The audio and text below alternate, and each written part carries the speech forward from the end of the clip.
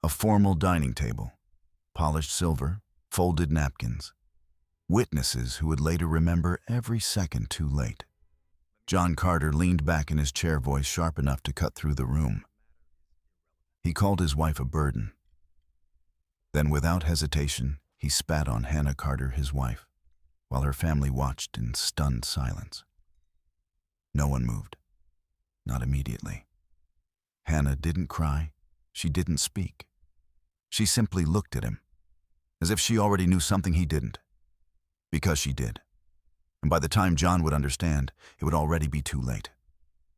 If you believe dignity should never be mistaken for weakness, stay with this story. Before we begin, tell me where you're watching from and what time it is there. I read every comment. And if stories like this matter to you, you're welcome to subscribe and follow along. People often mistook silence for absence. In Hannah Carter's case, they mistook it for dependence.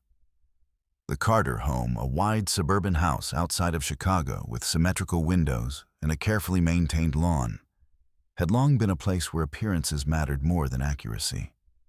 Conversations were polished, opinions were delivered with confidence, and conclusions, especially about Hannah, were made quickly, then rarely revisited. Hannah moved through that space without resistance, not because she agreed, but because she observed. She noticed the pauses between sentences, the way people avoided direct questions, the slight shifts in tone when money was mentioned or when John's career came up. She noticed what others dismissed as background noise, and she remembered. Hannah Carter was not a woman without presence. She had simply chosen a form of presence that did not announce itself.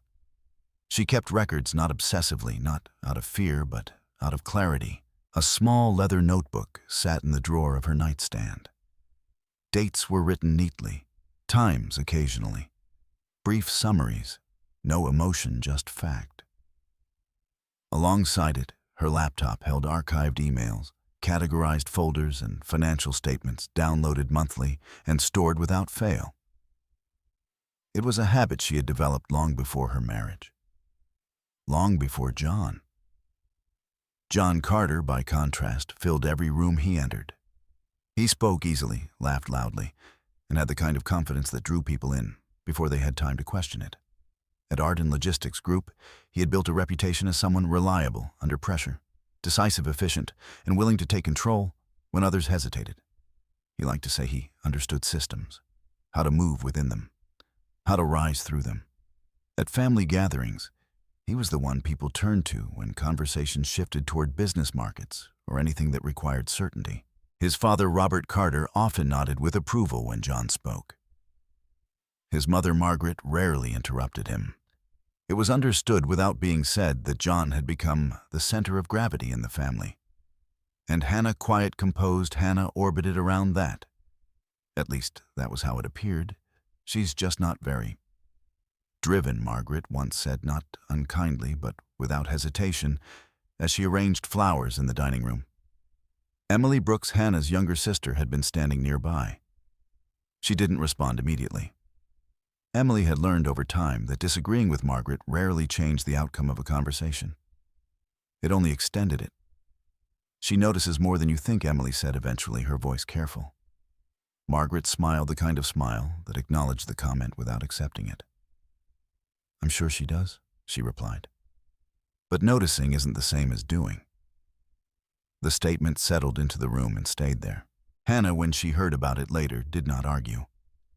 She simply added a line to her notes that evening. Not because the comment hurt, but because it revealed something consistent. People believed what was easiest to believe. John believed it too. In the early years of their marriage, he had framed his control over finances as practicality. "It just makes more sense if I handle it," he had said. Sitting at the kitchen table with a laptop open in front of him. "You don't need to worry about all this." Hannah had looked at the screen briefly. Numbers, accounts, transfers. She understood them perfectly. But she had nodded. Not an agreement, an allowance. From that point forward, John managed the visible structure of their finances. Bills were paid. Accounts were maintained. Investments were mentioned occasionally, usually in broad terms. But Hannah never stopped watching. She noticed when account access shifted, when passwords were changed without discussion, when statements were summarized instead of shown. She noticed when numbers didn't align, not dramatically, not enough to trigger alarm, but enough to form a pattern over time. Small discrepancies, repeated often. She didn't confront him. Instead, she began building her own parallel record. Each month, she downloaded statements directly when possible. When not, she recorded what she could verify: dates of transfers, approximate amounts, the timing of conversations that coincided with financial changes. It wasn't suspicion that guided her. It was consistency. At Undone Logistics Group, John's career had been progressing steadily. He worked in a division responsible for regional operations, vendor coordination, logistics contracts, and distribution oversight. It was a position that required both authority and trust. He had both. Or at least, he believed he did. What John never questioned was ownership. Undone Logistics was not a small company. It operated across multiple states, with layered management and a corporate structure that separated daily operations from executive control. Above Undone was Ellison Holdings. The name appeared in official documents in small print in places most employees never looked. It was not a name John spoke often because it wasn't necessary for his role. But it was a name Hannah knew well. Years before her marriage, after the passing of her grandfather, control of Ellison Holdings had been transferred quietly through a structured estate plan. The process had been deliberate, private, and legally airtight. Hannah had not announced it. There had been no reason to. Her role was not public-facing. She did not attend board meetings regularly. She did not involve herself in daily operations. But her ownership was real, documented, and binding. Every major decision passed in some form through channels she could access. And she paid attention. When she first learned that John worked for Undone, she had said nothing. Not because she intended to deceive him, but because there had never been a moment where disclosure felt necessary. His position did not intersect with ownership. His work was his own. At least it was supposed to be. Over time, however, Hannah began to notice overlaps. Names that appeared in John's conversations also appeared in internal summaries she reviewed occasionally. Vendor references, project timelines, budget allocations. Again, nothing overt, nothing immediate, but patterns.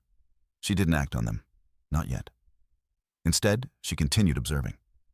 At family gatherings, John's voice filled the space. He spoke about efficiency, about restructuring processes, about improving margins. He described challenges as if they were already solved. Hannah listened. Sometimes she would ask a question, a simple one, clarifying. "Was that approved at the regional level?" she asked, once her tone neutral. John paused just briefly. "Of course," he replied with a hint of impatience. "That's how it works." She nodded. And later that night, she wrote it down. Not the answer, but the pause before it. Emily noticed these moments. Not all of them, but enough. "You don't ever correct him," Emily said once when they were alone. Hannah looked at her for a moment, considering. "Correction requires an audience willing to hear it," she said quietly. Emily frowned. "So you just let it go?" Hannah closed her notebook gently. "No," she said. "I let it continue." There was no anger in her voice, no resentment, only certainty. By the time the invitation for Robert Carter's retirement dinner arrived, the patterns Hannah had been tracking were no longer isolated. They were connected. Financial inconsistencies, behavioral shifts, corporate overlaps. And now something else. Pressure. John had been more irritable in recent weeks. Shorter in his responses, more controlling in small, unnecessary ways. Hannah noticed that too. She always did. And she wrote it down, because while everyone else saw a quiet woman in the background, Hannah Carter was building something far more substantial than an argument. She was building a record, one that did not rely on volume, only on truth. The invitation arrived on a Tuesday afternoon, printed on thick, cream-colored cardstock, with Margaret Carter's unmistakable attention to detail. Robert's retirement dinner, it read in formal script. Saturday, 7:00 p.m. Hannah placed it on the kitchen counter without comment. John glanced at it later that evening, loosening his tie as he walked in, his expression already carrying the fatigue he had begun to bring home more often. Of course, she made it a formal thing, he said, half amused, half irritated. Dad retires, and suddenly it's a ceremony. Hannah looked up from where she stood by the sink. It matters to her, she said simply. John exhaled, dropping his keys into the bowl by the door. Yeah, everything does. There was no argument in his tone, but there was an edge. Not sharp enough to provoke confrontation, just enough to signal that something beneath the surface had shifted. Hannah noticed. She always noticed. In the days leading up to the dinner, John became increasingly precise about things that had never concerned him before. On Thursday evening, he stood in the doorway of their bedroom, watching as Hannah laid out a navy dress on the bed. "You're wearing that?" he asked. She glanced at him. "Yes. It's a little plain, don't you think?" Hannah smoothed the fabric with her hand. "It's appropriate." John stepped closer, picking up the sleeve as if evaluating it. "Mom's going to have people there. You could try a little harder." There it was, again not overt criticism, but adjustment. Control framed a suggestion. Hannah met his gaze briefly, then returned her attention to the dress. "I'm not intending to be evaluated," she said. John let out a quiet laugh, though there was no humor in it. "That's exactly when you are." He dropped the sleeve and walked out of the room. Hannah stood still for a moment after he left. Not hurt, not surprised. She opened the top drawer of her nightstand later that night and wrote Thursday comment on appearance. Tone corrective, context upcoming dinner. She closed the notebook, then reached for her phone. A notification sat near the top of the screen. It had appeared earlier, briefly lighting up the display while John was in the shower. He had picked up his phone quickly afterward, almost too quickly. But not before she saw the sender. Daniel Reeves. The message itself had been partially visible. "We need to adjust the numbers," before the rest had been hidden behind the lock screen. Hannah had not asked about it. Instead, she opened her laptop and accessed the files she'd been quietly maintaining. A folder labeled by month. Subfolders organized by category: personal finances, shared accounts, corporate references. She searched the name. Daniel Reeves appeared 3 times in the past 6 months. Once in a forwarded email John had casually shown her while discussing a vendor delay. Twice in financial notes Hannah had made when certain payments didn't align with what John had described. She added a 4th entry. Daniel Reeves' message observed on phone. Context unclear. Timing: evening, pre-dinner week. No assumptions, only fact. By Friday, the tension in the house had settled into something quieter but heavier. John was distracted. Not visibly anxious, but preoccupied in a way that altered his rhythm. He checked his phone more often, paused mid-conversation, repeated questions Hannah had already answered. At dinner that night, just the 2 of them, he barely touched his food. "Something going on at work?" Hannah asked. It was a simple question, neutral. John looked up, almost as if surprised she had spoken. "No," he said quickly. "Just busy." Hannah held his gaze for a moment longer than usual. Busy with what? He hesitated, not long, but enough. "Internal stuff," he said, waving his hand slightly. "Audits, reviews, you know how it is." Hannah nodded. She did know. Arden Logistics had begun a routine compliance review cycle 2 months earlier. It had been noted in a summary she had read, not as an alarm, but as a standard procedural step. But timing mattered. And John's reaction mattered more. Later that evening, while John sat in the living room scrolling through emails, Hannah stepped into the hallway and made a quiet call. "Michael," she said when the line connected. Michael Grant, her legal counsel, answered without surprise. "Hannah, I want to confirm something," she said. "The compliance review at Arden, has anything escalated beyond routine?" There was a brief pause on the other end. "Nothing formally reported to the board," Michael said. Why, Hannah considered her words. "No reason," she replied. "Just timing." Another pause. "If that changes, you'll know," he said. "I know," Hannah said. She ended the call and stood still for a moment, her hand resting lightly against the wall. She wasn't reacting to fear. She was aligning information. Saturday arrived, with a kind of clarity that often accompanies significant events. The sky was clean, the air steady, the day unfolding without interruption. Margaret Carter's house had been prepared since morning. The dining table extended polished to a reflective shine. Place settings arranged with precision. Glassware aligned perfectly. Margaret moved through the space with quiet authority, adjusting details others wouldn't notice, but she would. Robert sat in the living room, reading but not turning pages. Retirement had come, but he had not yet settled into it. Guests were expected at 7. Hannah dressed without hesitation. The navy dress remained on the bed where she had placed it. She wore it as planned. No jewelry beyond a simple bracelet. No change in expression. John emerged from the closet in a dark suit, adjusting his cufflinks.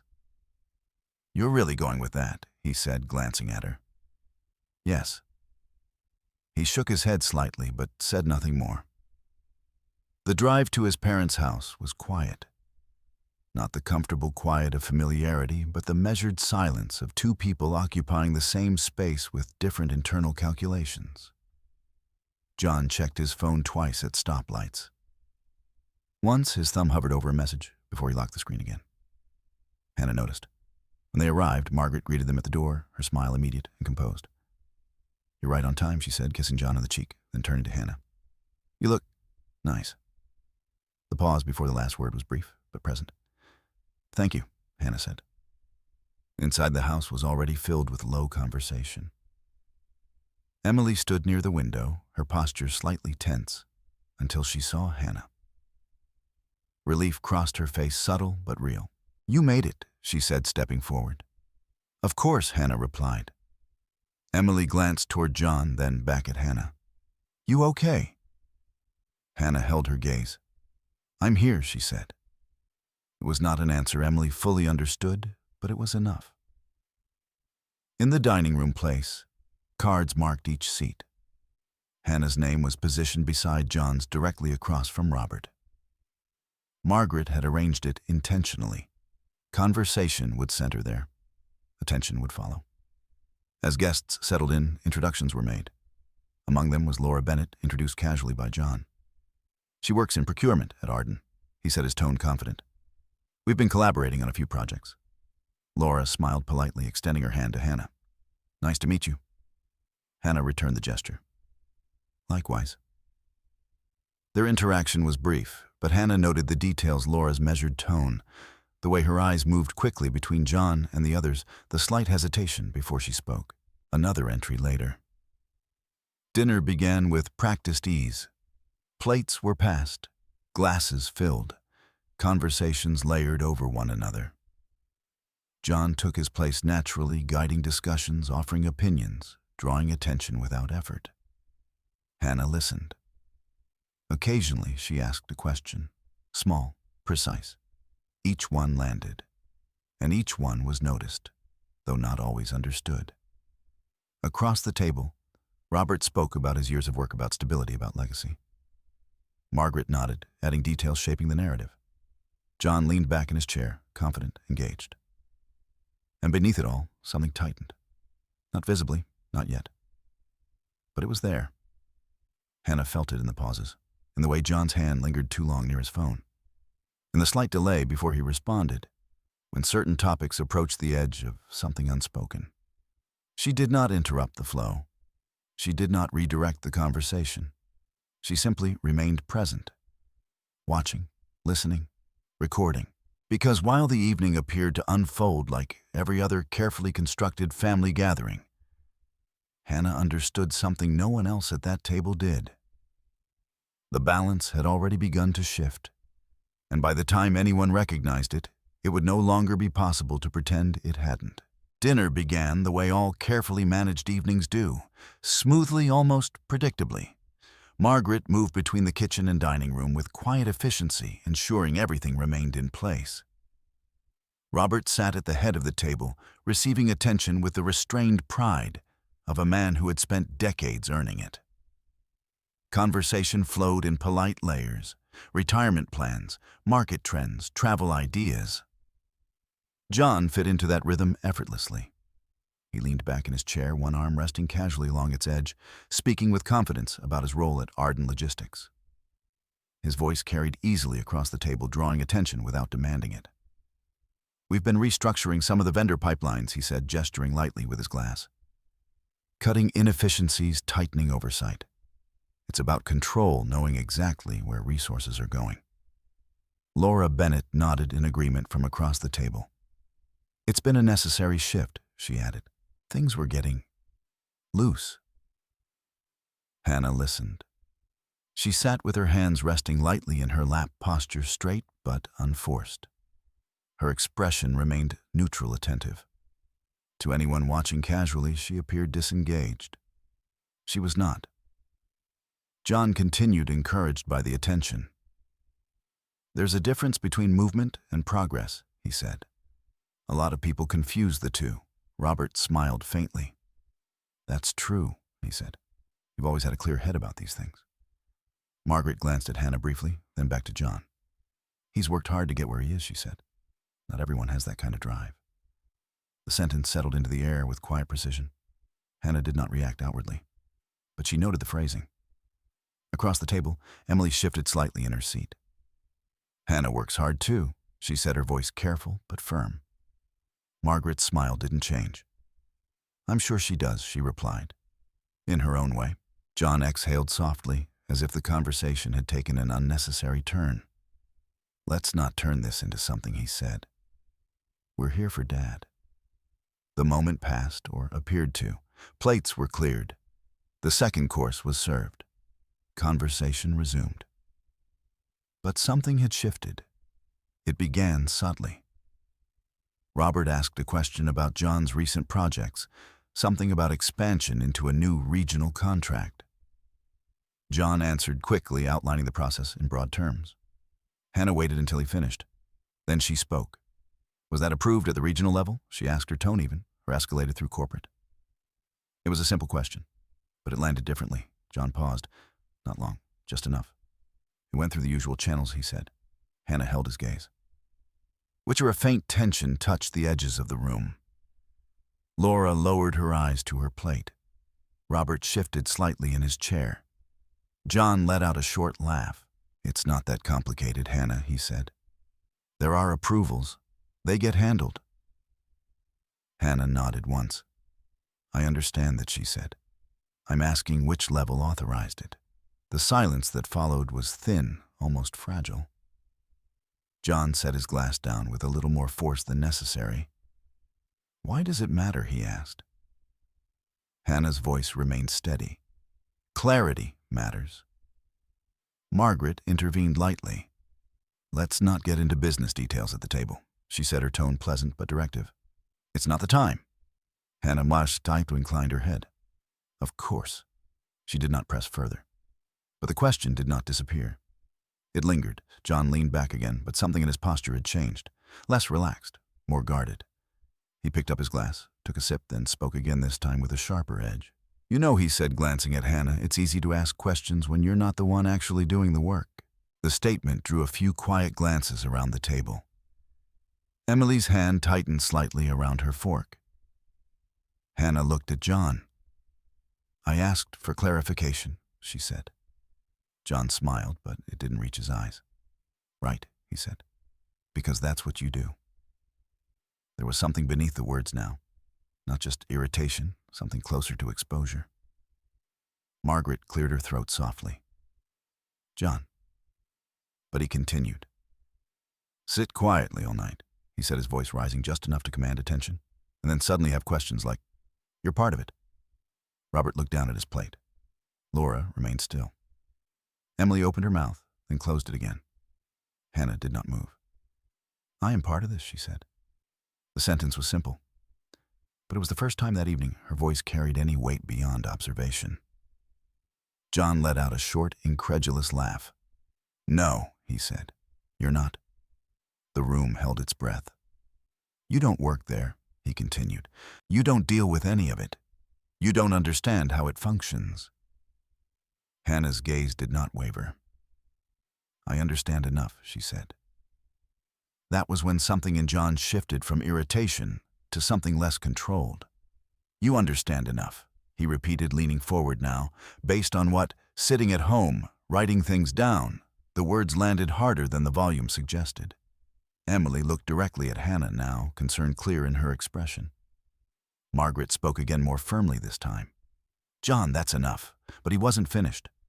"No, it's not," he said, his voice tightening, "because this happens every time. She says nothing does nothing, and then what asks questions like she's accountable for something." Hannah remained still. "You're not accountable," John said. "You're just there." The last word lingered. There. Not equal, not involved, not necessary, just present. For a moment no one spoke. The sound of cutlery against porcelain had stopped entirely. Hannah reached for her napkin, adjusting it slightly in her lap. Then she looked at John. "Is that how you see me?" she asked. It was not confrontational. It was precise. John didn't hesitate. "Yes," he said. The word settled heavily into the space between them. Margaret shifted uncomfortably. "John." But again, too late. Hannah nodded once. "Understood," she said. And something in her tone, quiet, final, should have been enough. It should have ended there. But John, already past the point of restraint, leaned back in his chair and shook his head. "You know what," he said. "I'm tired of pretending." The word pretending echoed. Tired of what Hannah asked. His eyes locked onto hers. "Of acting like this is a partnership," he said. "It's not." Emily whispered.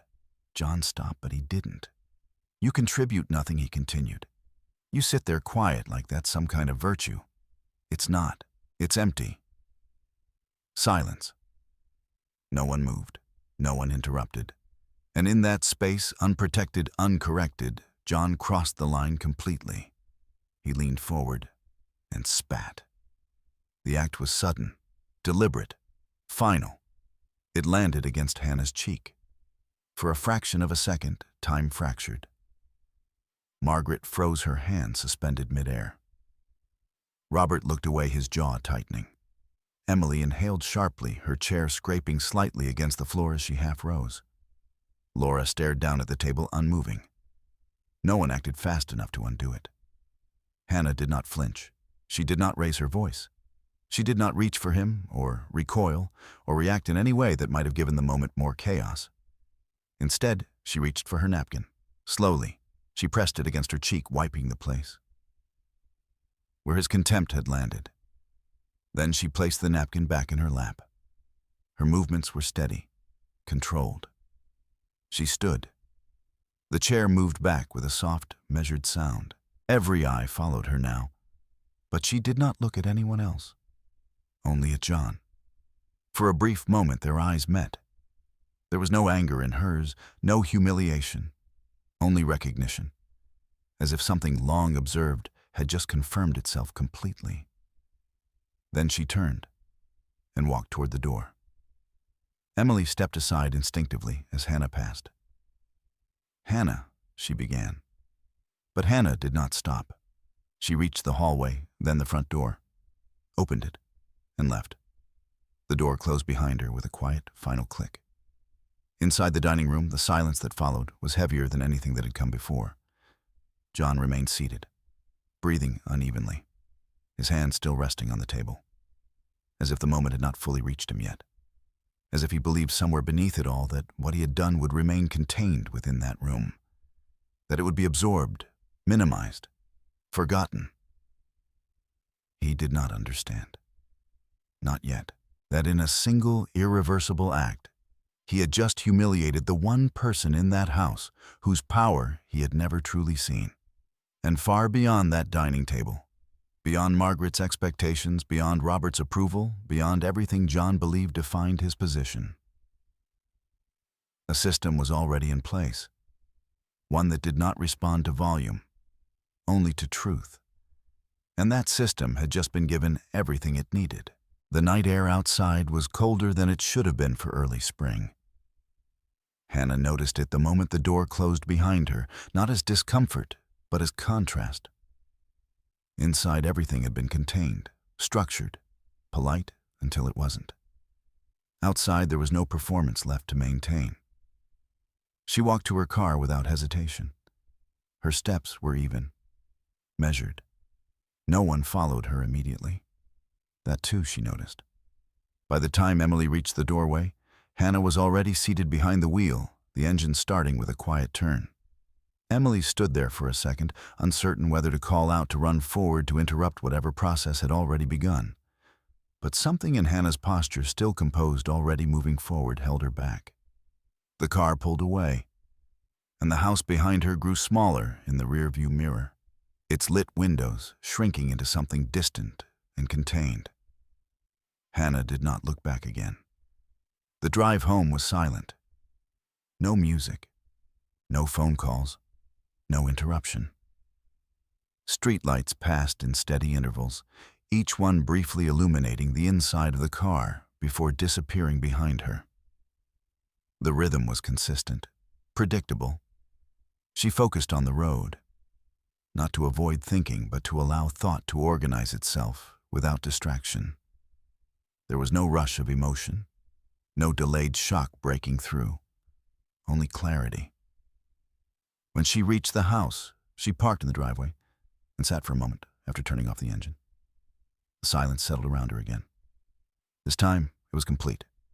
Inside the house was exactly as she had left it. Lights off in the living room, the kitchen clean, everything in its place. Hannah stepped inside, closed the door behind her, and locked it. Then she moved with purpose. First to the bedroom. She changed out of the navy dress, carefully removing it without folding it immediately. Instead, she placed it in a garment bag, sealing it without washing it, without altering it in any way. Then she went to the bathroom. The mirror reflected exactly what she expected. No visible mark remained on her face, but that did not matter. She washed her hands slowly, deliberately, not her face. Then she returned to the bedroom and opened the drawer of her nightstand. The leather notebook was where it always was. She sat down, opened it, and began to write. Saturday, 7:48 p.m. approx. Location: Carter residence. Margaret and Robert Carter event. During family dinner, John Carter verbally degraded and then spat on me in presence of multiple witnesses. She paused briefly, then continued. Witnesses present: Margaret Carter, Robert Carter, Emily Brooks, Laura Bennett. Arden Logistics, others. No adjectives, no interpretation, only record. She added one more line. No immediate intervention. Then she closed the notebook. It was not the first entry, but it was the first of its kind. Hannah stood and walked to her desk. Her laptop was already open from earlier that week.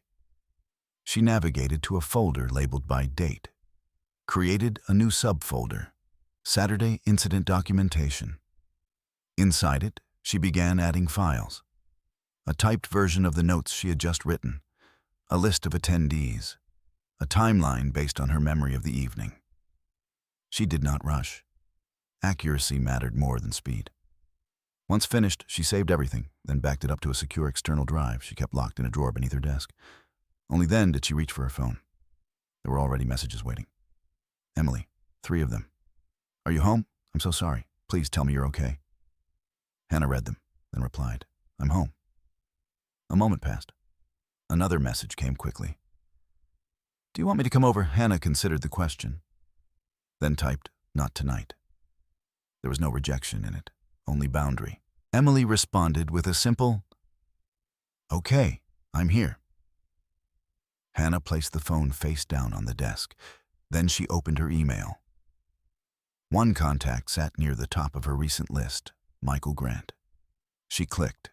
Subject line, request for consultation immediate.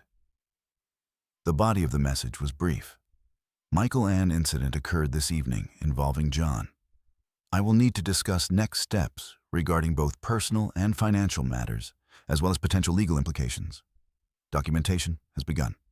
I will forward details securely. Please confirm availability tomorrow, Hannah. She read it once, then sent it. No hesitation, no revision. Within minutes, a response arrived.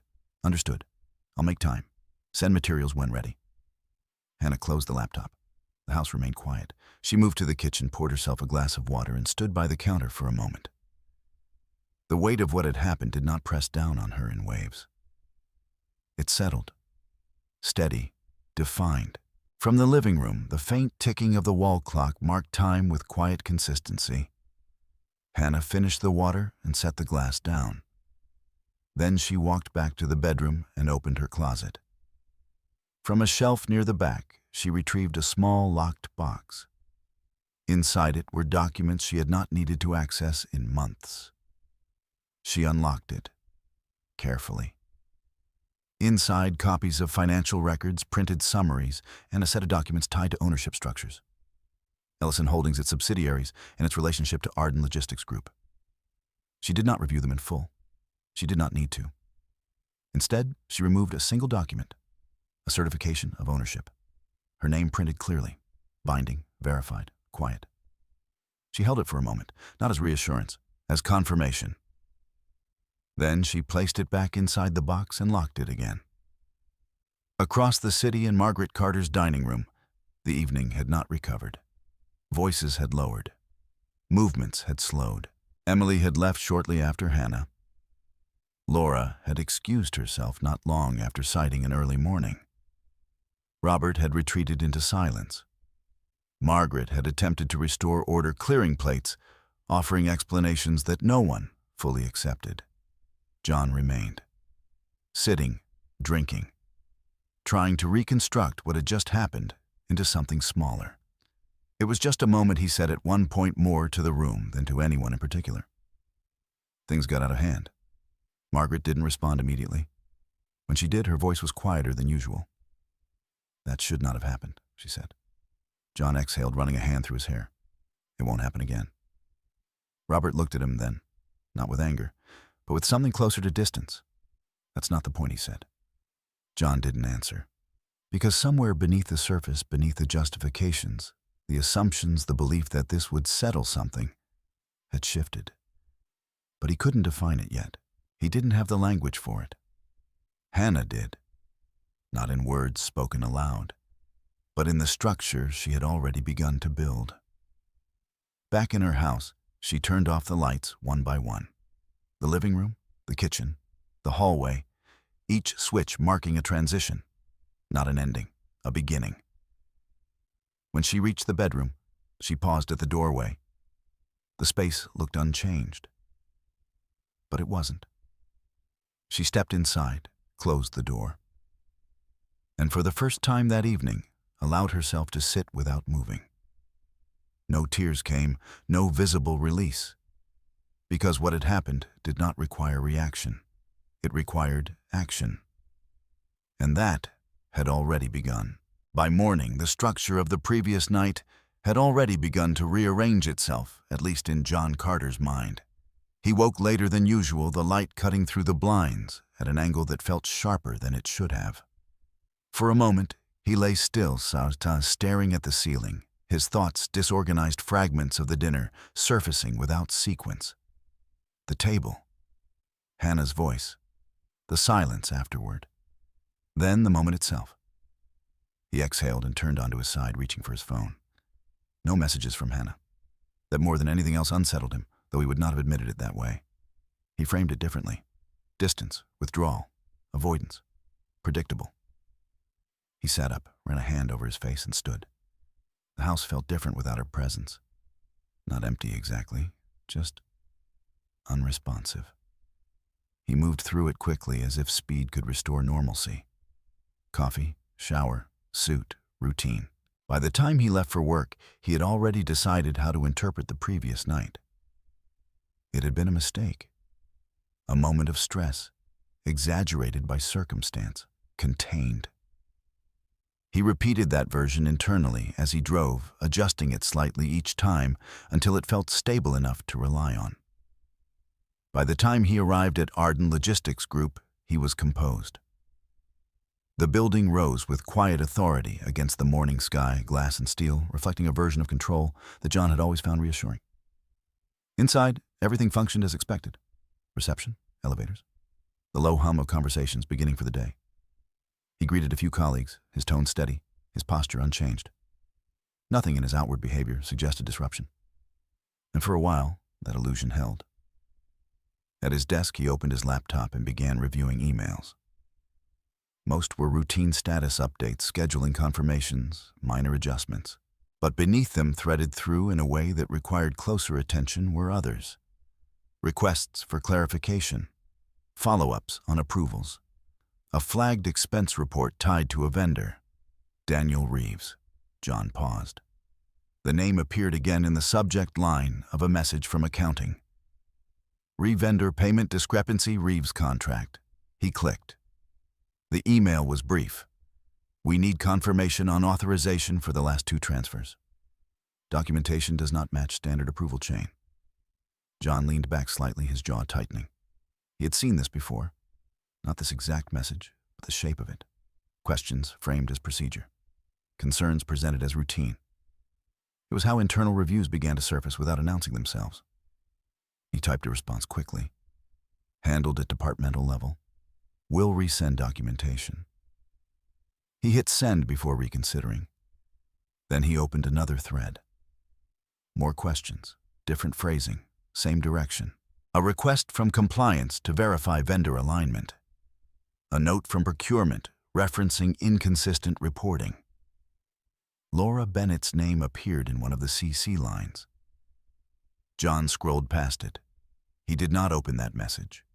Not yet. Instead, he minimized the window and opened a separate file, one he kept locally outside the main system. Spreadsheets, adjustments, notes that did not belong in official channels.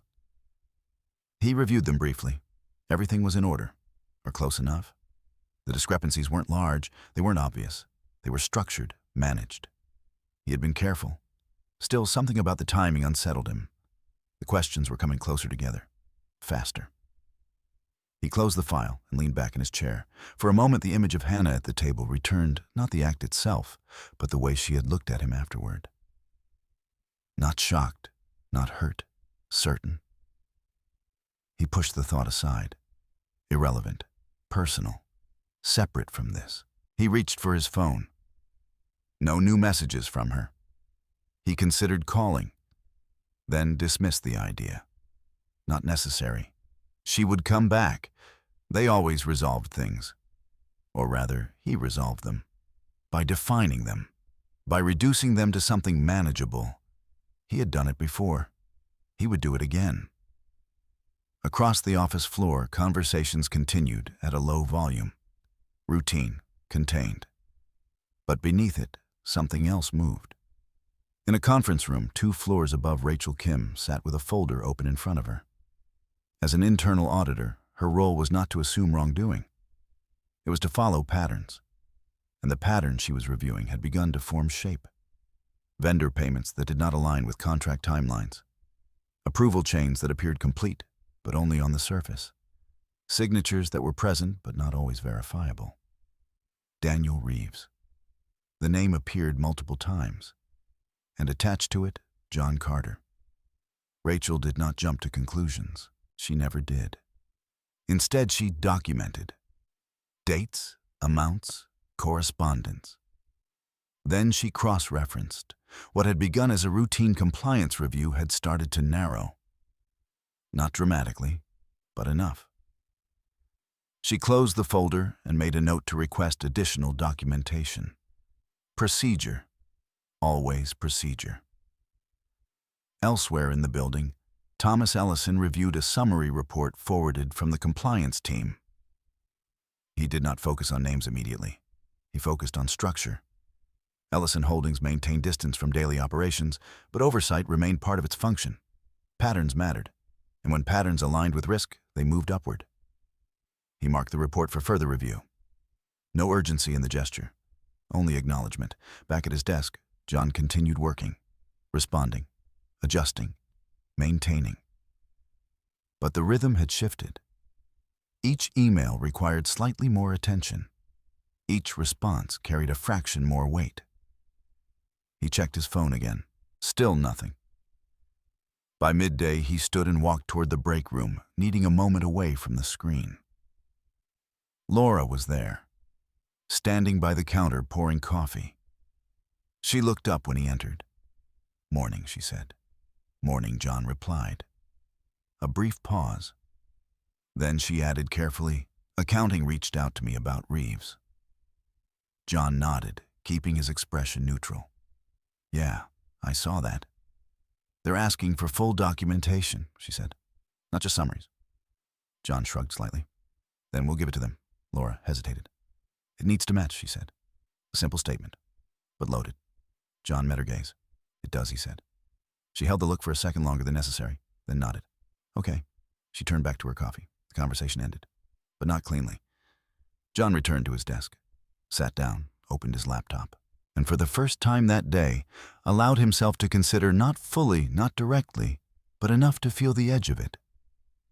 That things were not as contained as he had assumed. Not at home, not here. Still, he continued, because that was what he knew how to do. Move forward, control what could be controlled, ignore what could not, what he did not understand. What he could not yet see was that control, once dependent on perception, had already begun to erode. Not because someone had challenged him openly, but because someone had chosen not to. And somewhere beyond his view, records were being aligned, evidence preserved, processes initiated. Not loudly, not visibly, but with a precision that did not require his awareness to proceed. By the time John finished his day, nothing had collapsed. Nothing had been exposed.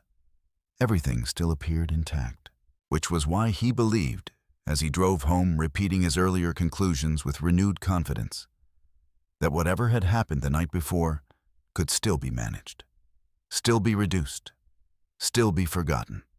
He did not yet understand that the moment he believed he had contained everything was the moment it had already moved beyond him. Hannah began early. Not because urgency demanded it, but because precision did. Morning light filtered through the windows in clean, quiet lines, illuminating the desk where she had already arranged everything she would need. Her laptop, the external drive, the notebook, a folder of printed statements aligned by date. Nothing was out of place. Nothing was rushed. She sat down, opened her laptop, and continued from where she had stopped the night before. The folder labeled Saturday Incident Documentation was already complete in structure. Now she began expanding it, not with emotion, but with context. A separate document. Prior behavioral pattern summary. She listed entries by date. Not every moment. Only those that established consistency. Interruptions in public settings. Financial decisions made unilaterally. Instances where John had dismissed her in front of others. Shifts in tone tied to stress at work. Each entry brief, specific, verifiable where possible. No interpretation, only pattern. Then she moved to finances.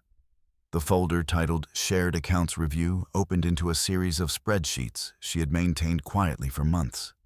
Side-by-side comparisons. What John reported, what records showed.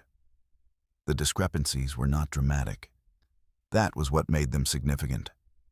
They were controlled, repeated, intentional. Hannah cross-referenced transaction dates with her notes. A transfer here 2 days after John mentioned a delayed vendor payment. Another aligned with a conversation where he had insisted everything was within budget. She highlighted entries carefully, then opened a new document, Financial Irregularities. Preliminary log, line by line she built it. Date, amount, source account, destination, context if known. If not, she left it blank. She did not assume, she documented. Hours passed without interruption. At mid-morning, her phone lit up. Michael Grant. She answered. "I've reviewed your message," he said without preamble. "How extensive is the documentation?" Hannah glanced at the screen in front of her. "Structured," she said. "Still expanding." A brief pause. "And the incident itself?" he asked. "Documented," she replied. "Witnesses identified." Michael's tone remained measured. "Good.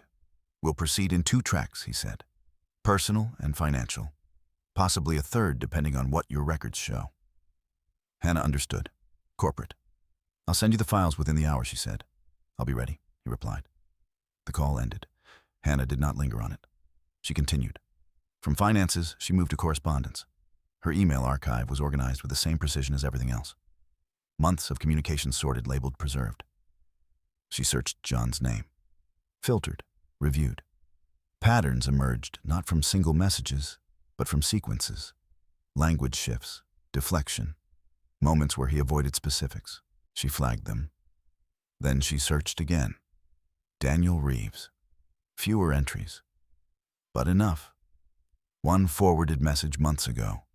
A brief explanation from John about vendor coordination. Nothing unusual on its own. But when placed beside the financial records, it aligned. She added it to the log. Then she opened a separate file. Corporate references, observational. This one was different. Here she noted overlaps between what John said at home and what appeared in summaries she had access to through Ellison Holdings. Not confidential documents, not proprietary disclosures, only what she was entitled to review. Even so, the intersections were clear. Project timelines John described loosely, budget figures he simplified, approval processes he dismissed. Hannah wrote each one down, because accuracy was cumulative. By noon, the structure had taken form. 3 primary folders: incident documentation, financial irregularities, corporate observations, each connected, each independent, each capable of standing on its own. She exported copies, encrypted them, then prepared a secure transfer to Michael Grant. Before sending, she reviewed everything once more. Not for emotion, for clarity. Nothing overstated, nothing missing. Then she sent it. The email was brief. Files attached, preliminary only. More to follow. Within minutes, Michael confirmed receipt. Reviewing now, Hannah closed her laptop. For a moment, she allowed herself stillness. Not rest, assessment. She was not building a case out of anger. She was organizing truth into form. Across the city, in a quiet office lined with case files and legal texts, Michael Grant opened the documents. He did not read quickly. He read thoroughly, each section, each entry. He moved from incident to finances to corporate notes. By the time he finished the first pass, his expression had shifted, not to surprise, but to recognition. This was not fragmented. It was structured. He picked up his phone and called Hannah. She answered. "You've been preparing this for some time," he said. "Yes." Another pause. "This is strong," he said, not emotionally, structurally. "That was the intention," Hannah replied. Michael leaned back in his chair. "We'll proceed carefully," he said, "but this gives us leverage in multiple directions." He outlined the next steps: preservation orders, formal requests, separation of personal and corporate channels. Hannah listened. "Understood," she said. After the call ended, she returned to her desk. There was more to do. Not everything had been captured yet. She opened her notebook again, flipped through earlier entries. Dates, moments, small details that had seemed insignificant when they occurred. Now they aligned. A comment tied to a transaction. A delay connected to a report. A name appearing in 2 separate contexts. She transferred select entries into digital form, only those that could be supported. Everything else remained in the notebook, reference, not evidence. By late afternoon, the work for the day reached a natural stopping point. Not complete, but sufficient. Hannah closed the laptop, and returned the external drive to its locked drawer. Then she walked through the house, noticing the quiet, the absence, not as loss, as space. She paused in the living room, her gaze resting briefly on the chair where John usually sat. There was no emotional pull toward it, only acknowledgement. Then she moved on. Elsewhere, at Arden Logistics, Rachel Kim received a request from legal to preserve specific records. Names included. One of them, John Carter. She marked it, procedure. At the same time, Thomas Ellison received a separate note, quite direct, indicating that a matter involving both personal and corporate dimensions might require attention. He did not respond immediately. He did not need to. He understood what it meant when something moved through proper channels without noise. Back in her home, Hannah prepared a simple dinner. She ate without distraction. No television, no phone. Afterward, she returned to her desk, not to work, but to review. One more pass, not adding, confirming. Because what she was building was not meant to convince through force. It was meant to stand on its own, unshaken. By the time night settled, the foundation was in place. Not visible, not announced, but complete enough to move forward.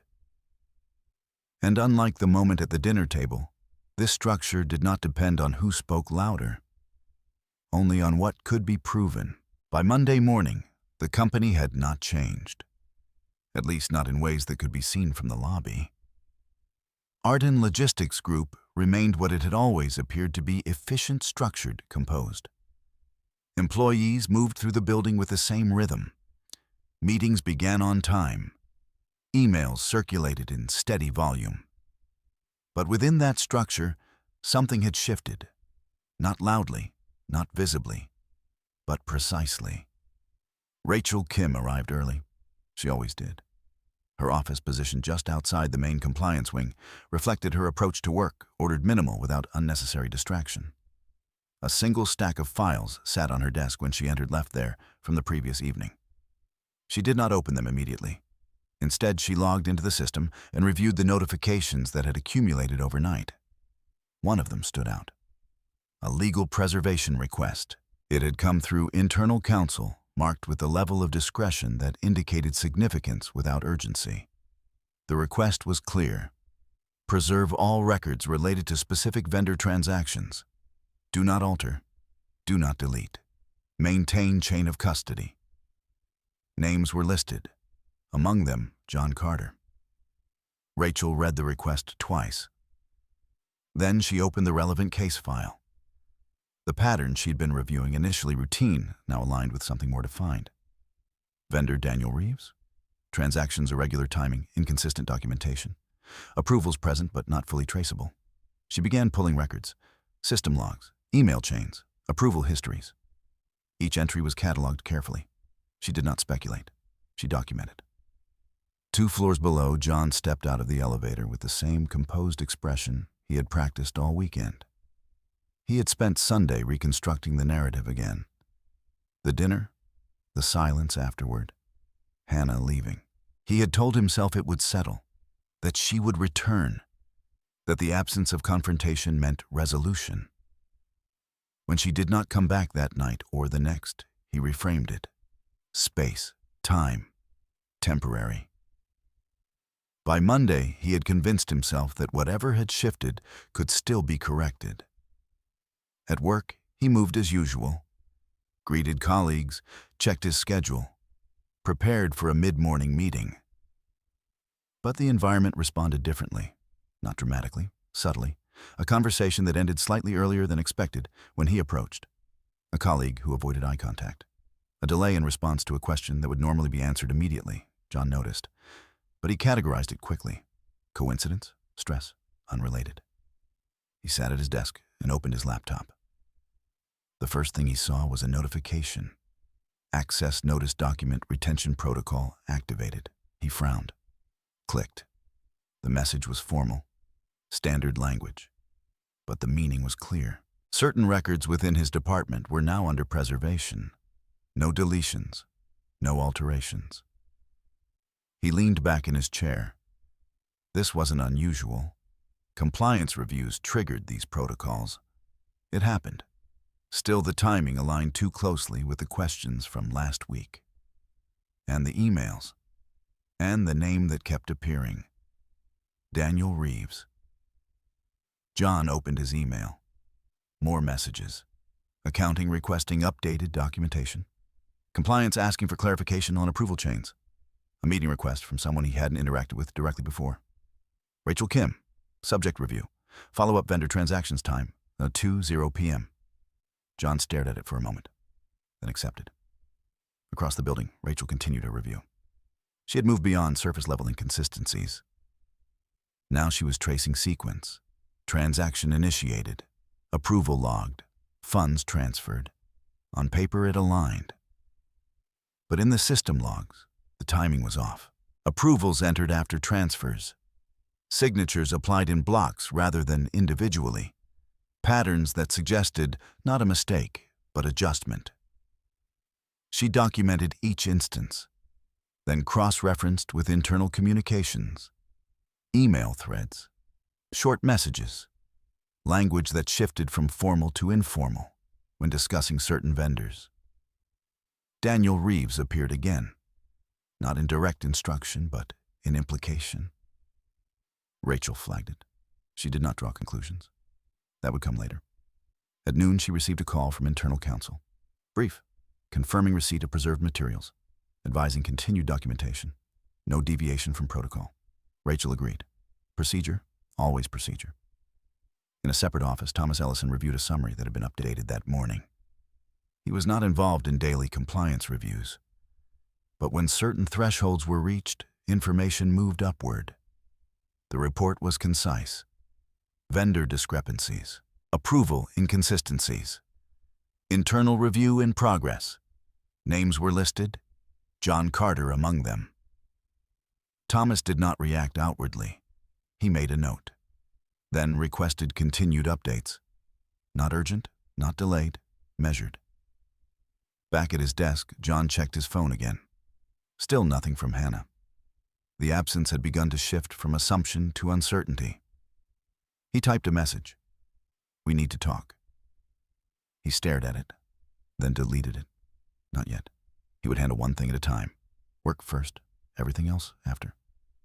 At 1:55 p.m., he stood and walked toward the conference room. His posture was steady, his pace controlled. Inside, Rachel Kim was already seated, a folder open in front of her.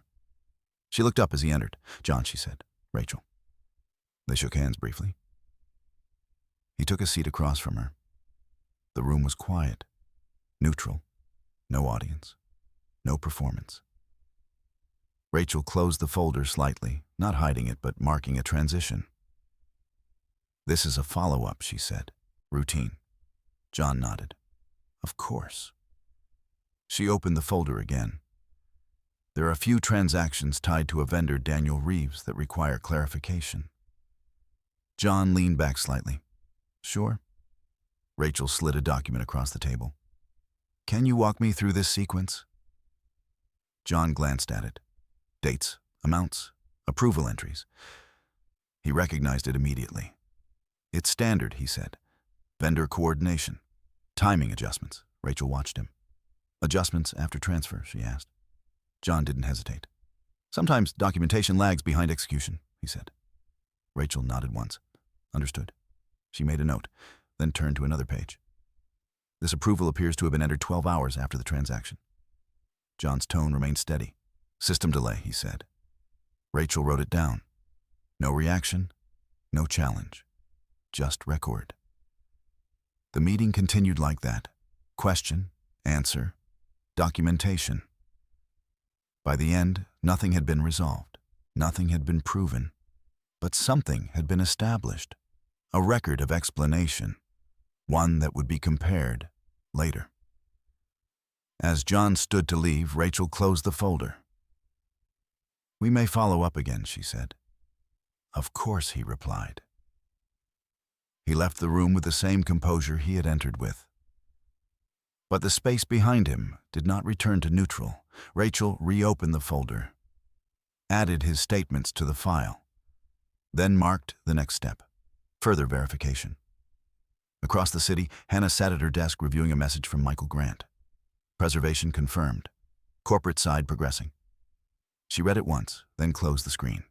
No reaction, only acknowledgement. Because while John believed he was still moving within a system, he understood the system had already shifted beyond his control. Not through confrontation, not through accusation, but through alignment. Records, processes, time, and each one moving quietly forward was bringing the truth closer to the surface. Memory, when left alone, often rearranges itself into something easier to live with. But not everyone allows it to. In the days following the dinner, the Carter family attempted quietly, unevenly to return to routine. Margaret resumed her schedules. Robert spent longer hours in the living room reading without absorbing much. Conversations shifted away from what had happened, as if avoidance might reduce its weight. It didn't, because memory had witnesses, and witnesses, when left with silence, begin to examine what they saw. Emily Brooks did not return to normal. She tried. On Sunday, she cleaned her apartment, answered emails, responded to texts. She replayed music she usually found comforting. But the image remained. Not just the act itself, but the seconds before it. The tone in John's voice. The way no one had interrupted early enough. The way Hannah had stood not reacting, not defending, only leaving. Emily had always believed she understood her sister. Quiet, thoughtful, reserved. Now she began to question that understanding. On Monday evening, she called Hannah again. This time, Hannah answered after the first ring. "Hi," Emily said. "Hannah." There was no hesitation in her voice, no distance, only calm. "I've been thinking about..." "Saturday," Emily said. A pause. "Yes," Hannah replied. "I should have said something sooner," Emily continued. "I should have stopped it." Hannah listened. "You responded when you were ready?" she said. "That's not enough," Emily said, her voice tightening. "It shouldn't have gotten that far." "No," Hannah agreed. The words settled between them. Emily took a breath. "Are you okay?" she asked. Hannah considered the question. "I'm clear," she said. Emily didn't fully understand the answer, but she felt its weight. "What are you going to do?" she asked. There was a longer pause this time. "I'm proceeding," Hannah said. "With what?" "With what is already in motion." Emily sat with that. "You've been preparing something," she said quietly. Hannah did not confirm directly. "I've been observing," she said. Emily closed her eyes briefly. "That night, it wasn't the first time, was it?" "No," Hannah said. The simplicity of the answer made it heavier. Emily swallowed. "I didn't see it," she said. Hannah's voice remained steady. "You saw what was visible," she said. That was true. But now Emily was beginning to see more. Not through new events, but through reinterpretation. Moments she had dismissed, comments she had overlooked, patterns she had not connected. "I want to help," Emily said. Hannah did not answer immediately. "Help by being accurate," she said finally. Emily nodded, though Hannah could not see it. "I remember everything she said." "Then write it down," Hannah replied. The call ended shortly after. No emotional closure, no reassurances, only direction. That night, Emily sat at her desk with a blank document open. She began with the dinner. Time, setting, sequence. What John said, what Hannah said, what she herself did and did not do. Then she moved backward. Earlier gatherings, comments, moments where John had spoken over Hannah, corrected her, dismissed her. None of them had seemed severe alone. But now, together they formed a pattern. Emily wrote until past midnight, not to justify, to record. Across town, Margaret Carter stood in her kitchen, staring at a clean countertop, as if something should be there and wasn't. She had replayed the dinner in fragments, not continuously, in pieces. The moment John raised his voice, the question Hannah asked, the silence before anything happened. And then after. Margaret had spent years maintaining order, family order, social order, emotional order. She believed in containment, in addressing things quietly, privately, without disruption. But this had not been containable. And yet she had not acted, not in time. She reached for her phone, scrolled to Hannah's name, paused, then put the phone down, not out of indifference, out of uncertainty. She did not know what to say that would not sound like correction or minimization or something too late to matter. So she said nothing. Robert in the living room understood more than he expressed. He had seen moments before, not like this, but enough. He had chosen each time to let them pass, because confrontation disrupted balance, because John had always recovered, because Hannah had never demanded otherwise. Now the absence of demand revealed something else. Not tolerance, endurance. And Robert was not sure which unsettled him more. At Arden Logistics, the pattern was forming in a different way. Rachel Kim continued her review. Now she had additional material. System logs confirmed timing inconsistencies. Emails provided partial explanations. But more importantly, interviews had begun. Not formal interrogations, clarifications, conversations. She met with 2 employees from John's department, separately. Each described similar experiences, instructions that changed after the fact, approvals that were handled without clear documentation, pressure to process transactions quickly. Neither accused, neither concluded. They simply described. Rachel recorded everything, then compared. The alignment was not perfect, but it was consistent. Later that afternoon, she received an internal memo. Legal had confirmed preservation on a broader scope, including communications. That changed the parameters. Now emails would be reviewed more closely, not just content. Timing, context. Rachel adjusted her process. Across the office, Laura Bennett sat at her desk staring at her screen without typing. She had been included in several of the email threads under review. Not central, but present. She remembered conversations, not clearly enough to reconstruct, but enough to feel the edges of them. John's tone when discussing certain vendors, the way he dismissed documentation concerns, the expectation that things would line up later.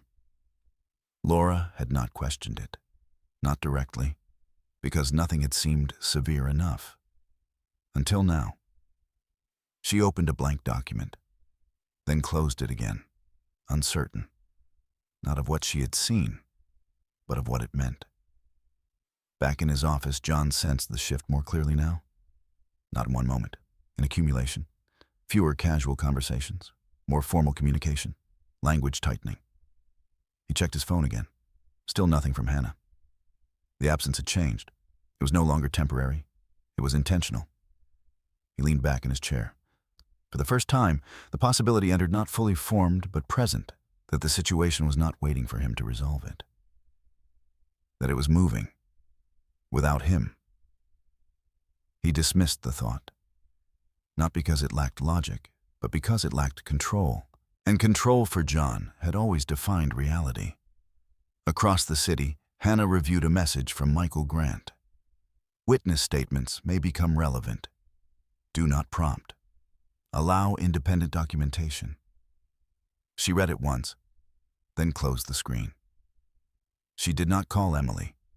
She did not reach out to anyone from the dinner. She did not need to.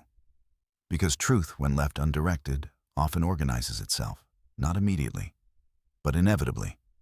And now across different spaces, in a quiet apartment, in a corporate office, in a house that no longer felt stable, people were beginning to remember. Not differently, more completely. And those memories, once written, once aligned, would no longer depend on interpretation, only on accuracy. The email did not arrive dramatically. It did not carry urgency in its subject line or any language that suggested immediate consequence. That was what made it effective.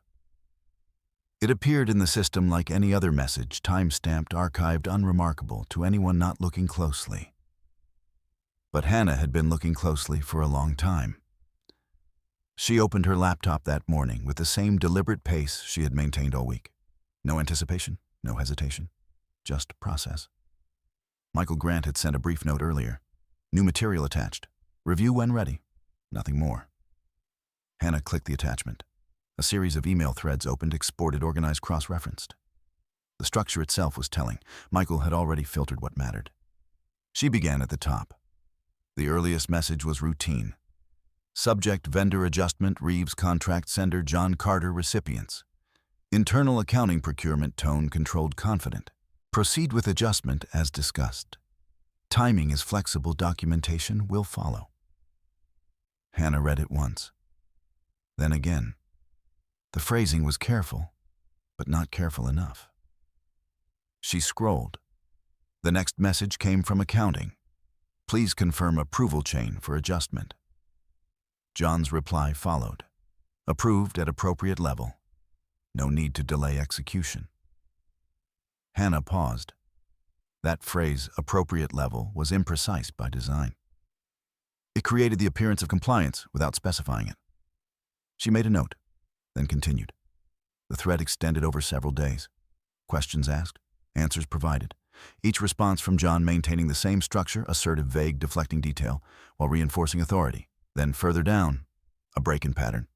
A message not sent to a group, not part of the official chain.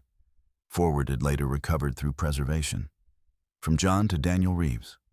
We'll process first. Paperwork can be aligned after. Don't escalate this through standard channels. Hannah did not react outwardly. She simply read it again. Then opened the metadata. Timestamp, sender, recipient, unaltered. She leaned back slightly, not in surprise, in confirmation, because this was not interpretation. It was direct, instruction, intent, and most importantly, separation from procedure. She scrolled further. Another message, from Laura Bennett to John.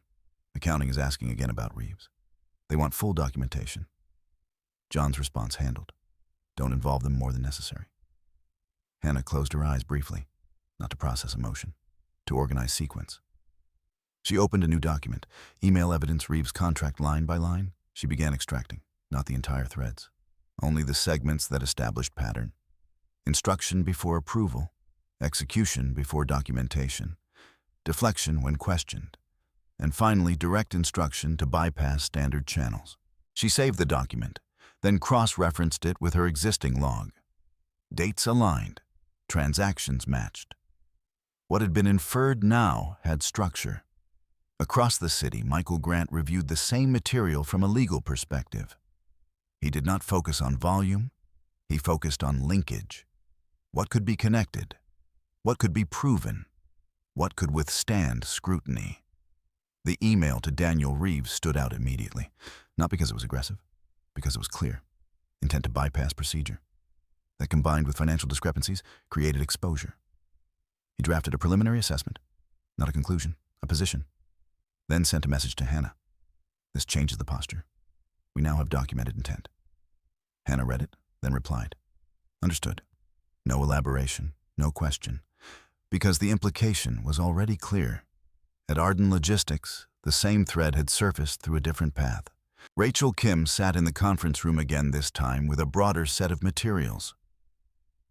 Email archives, system logs, interview notes. She opened the thread, read through it once, then isolated the message to Daniel Reeves. Her expression did not change, but her posture did, slightly more forward, focused. She added it to the case file, then cross-referenced it with transaction timing. The alignment was precise, too precise to be incidental. She made a note. Instruction precedes irregular transfer. Then another, explicit directive to bypass standard channels. Rachel did not draw conclusions in her notes.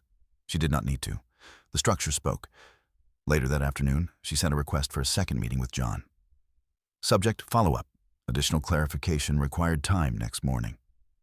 No urgency, but no delay. Across the office, Laura Bennett saw the same thread appear in her inbox, forwarded through compliance channels. She read it once. Then again, her hand tightened slightly around the mouse, because now what had felt ambiguous was not. She remembered the conversation, not word for word, but enough. John's tone, his insistence, the way he had dismissed her hesitation. At the time she had accepted it, because he was senior, because he sounded certain. Now the certainty read differently. She minimized the email, then reopened it, because avoidance did not remove it. It only delayed what it required. Back in his office, John received the meeting request. He stared at it longer this time, not confused, not surprised, but aware. The pattern had advanced. He opened his email, scrolled, found the thread, read it again, this time slower, noticing what he had not needed to notice before: the phrasing, the timing, the separation between official and unofficial communication. He leaned back in his chair. For a moment, the structure he had relied on, confidence, authority, narrative, did not immediately resolve the situation. He reached for his phone, opened Hannah's contact, typed. "We need to talk." He looked at it, then deleted it again. Because now, the conversation he needed was not one he could control. Across the city, Hannah closed her laptop. The document was complete, not final, but sufficient. She stood, walked to the window, and looked out. The street below moved as it always did. Cars passing, people walking. Nothing had changed. And yet everything had. Not visibly, not publicly, but structurally. Because what had begun as observation had become evidence. What had been pattern was now documented intent.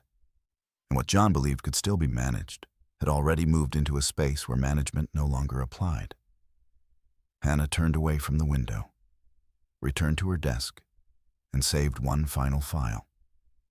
Not with urgency, but with certainty. Because the moment of escalation was not the dinner. It was not the silence afterward. It was this. The point where truth no longer required interpretation, only acknowledgement. And once that threshold was crossed, there was no returning to before. By the time the bank records were assembled in full, they no longer resembled isolated discrepancies. They resembled structure. Hannah sat at her desk again, the morning unfolding with the same quiet discipline she had maintained since the night of the dinner. Nothing in her environment suggested urgency. The room remained still, the air unchanged. But on her screen, the pattern had become undeniable. Michael Grant had sent a new file just after sunrise. Supplemental financial analysis, preliminary correlation. Hannah opened it. The document was layered, her original records integrated with additional data pulled through formal channels. Where she had tracked inconsistencies, Michael had aligned them with institutional verification. Transfers confirmed. Timelines expanded. Connections clarified. She scrolled slowly, each section built on the last. The first category, personal accounts. Transactions between shared marital accounts and external destinations. Amounts varied, never extreme. That had been the design. Small enough to avoid immediate scrutiny. Frequent enough to accumulate significance. Hannah recognized each entry. She had noted them. Now they were confirmed. She moved to the next section, vendor-linked transfers. Here the pattern sharpened. Dates aligned with known payments to Daniel Reeves. But the paths differed. Some funds moved directly through corporate channels. Others appeared indirectly, passing through intermediary accounts before reaching their destination. Michael had highlighted the sequences, not labeled them, just placed them in order. Hannah leaned forward slightly, not in surprise, in alignment, because this was where her observations connected fully. What she had recorded at home, what had been uncovered at Arden, now met in the same structure. She opened her own log beside it. Compared, line by line. The overlap was precise. No gaps, no contradictions, only reinforcement. She created a new document. Bank records integrated analysis and began transferring the verified entries, not all of them. Only those that established pattern beyond dispute. Date, amount, source, destination, associated context if supported. She did not infer intent. She did not need to. The sequence implied it. Across the city, Michael Grant reviewed the same material with a different lens. Legal exposure required distinction. Not everything unethical was actionable. Not everything irregular was illegal. But when patterns aligned across personal and corporate domains, the threshold shifted. He marked several entries, noted where personal funds intersected with vendor-related activity, noted where timing suggested coordination, then drafted a summary. Clear, measured. Potential misuse of marital funds. Possible linkage to vendor payments under review. Further analysis required to determine extent of liability. He did not escalate yet. He prepared. Back at Arden Logistics, the second meeting took place. John entered the conference room with less certainty than before. Not visibly, but internally. Rachel Kim was already there again. The folder in front of her was thicker this time. More pages, more tabs. She looked up as he entered. "Thank you for coming back," she said. "Of course," John replied. He sat. Rachel opened the folder. "We've reviewed additional material," she said. "I'd like to revisit a few points." John nodded. "Sure." She slid a document across the table. Bank-related entries. Not full records, summaries, but enough. These transactions, she said, occur within the same time frame as the Reeves vendor adjustments. John glanced at them. His expression remained controlled. "Okay," he said. "Can you explain the timing?" Rachel asked. John leaned back slightly. "Vendors get paid," he said. "That's how operations work." Rachel did not respond immediately. She turned to another page. "These are not standard corporate transfers," she said. "They involve intermediary accounts." John's jaw tightened. "Then you should ask accounting," he said. "We are," Rachel replied. A pause. "Then I'm asking you." The room remained quiet. No pressure, no raised voice, only structure. John looked at the documents again. For a moment, the usual responses did not come as easily, not because he lacked explanation, but because explanation now required consistency across multiple domains. And consistency was narrowing. "They're unrelated," he said finally. Rachel wrote it down, then asked, "Can you confirm that definitively?" John met her gaze. "Yes." Another note. No reaction, no challenge. Just record. The meeting continued, each question building, each answer narrowing. By the end, nothing had been resolved. But something had shifted. The space for interpretation had reduced. After John left, Rachel reviewed her notes, compared statements, cross-referenced with existing material. The alignment was tightening, not complete, but moving. She marked the next step: escalation review. Not immediate, but approaching. Across the office, Laura Bennett sat with the same documents open on her screen.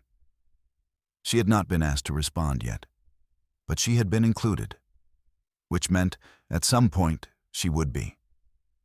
She read through the bank summaries again, noting the timing, the overlap, the pattern she had once dismissed as operational complexity. Now it felt different, more deliberate. She opened a blank document, then hesitated, because writing meant committing, and committing meant choosing accuracy over comfort.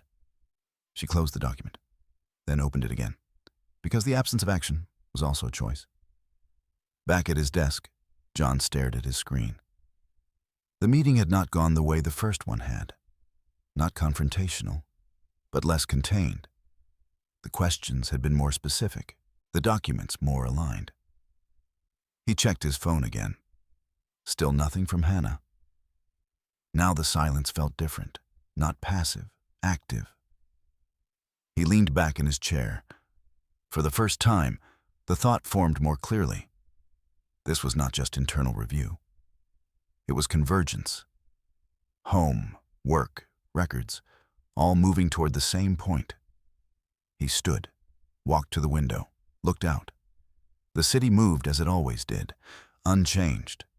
But beneath that movement, something else advanced. Across the city, Hannah closed the financial document, saved it, then backed it up. Her process did not change, even as the material did. She stood, walked to the kitchen, poured a glass of water, paused, not to reflect emotionally, to assess. The structure was now complete enough to proceed.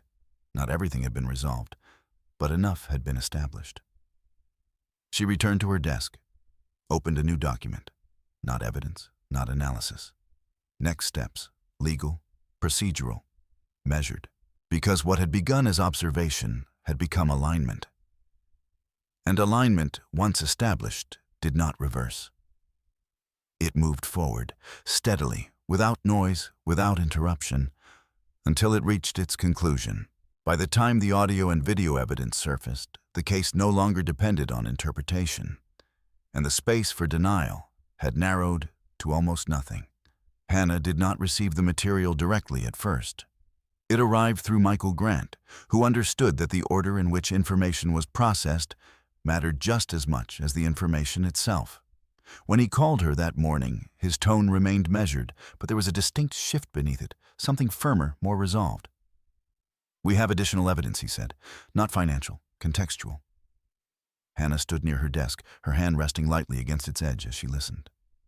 "What kind?" she asked. "Visual and audio," Michael replied. "From the restaurant. There was no pause on her end, no visible reaction that would suggest surprise or hesitation. "Send it," she said. The file arrived minutes later. It was labeled simply, without emphasis. Dining room footage Saturday. Hannah opened it. The video was not dramatic. It did not carry the emotional weight that memory often exaggerates. Instead, it presented the evening exactly as it had unfolded, without distortion, without narrative, without interruption. The camera angle was fixed, positioned high enough to capture the entire dining table. Every movement was visible, every pause preserved. She watched from the beginning. Margaret moving between seats. Robert speaking with quiet pride. John leaning back confident, engaged. Hannah herself still attentive, listening. The scene appeared ordinary, until it wasn't. The conversation shifted gradually, just as she remembered. John's tone tightening, his words becoming sharper, more pointed. The room responding not with confrontation, but with hesitation. Hannah did not skip forward. She did not isolate the moment. She watched the entire sequence. Because context mattered. Because escalation was not a single act. It was a progression. When the moment arrived, the question she had asked, the pause that followed the shift in John's posture, it unfolded exactly as it had in her memory. But now it was not memory. It was record. John's voice, captured clearly, carried across the room. "You don't understand how it functions." His tone was dismissive but controlled, then sharper. "You contribute nothing." The silence that followed was visible, not just audible. Faces turned, movement stilled. No one intervened. Then the act. There was no ambiguity, no misinterpretation, no distortion. John leaned forward and spat. The motion was clear, the impact undeniable, the reaction or lack of it equally visible. Margaret frozen, Robert looking away, Emily rising too late, Laura lowering her gaze.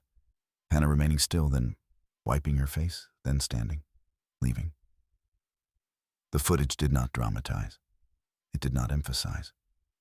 It simply showed. Hannah closed the video, not abruptly, deliberately. Then she opened the second file. Audio extract, private conversation, workplace. This one required more attention. The recording was not from the dinner. It was from Arden. Michael had included a brief note, recorded during internal discussion, relevant to vendor process. Hannah pressed play. Voices emerged, less clear than the video, but distinct enough. John's voice was recognizable. Another voice, likely Laura Bennett. The conversation was mid-progress. "They're asking for documentation again," Laura said. A pause. Then John's response. "Then give them something," he said. "It doesn't have to match exactly. It just has to pass." Hannah listened without moving. Laura's voice again. "That's not how it works." John's reply followed, more controlled but unmistakably firm. "It's how it works if you don't slow things down." Another pause. Then, "We're not escalating this," he added, "not through compliance." The recording ended shortly after. No raised voices, no explicit admission framed as such. But the structure was clear. Instruction, dismissal of procedure, intent to bypass oversight. Hannah set the phone down. For a moment, the room remained completely still. Not heavy, not overwhelming, simply precise.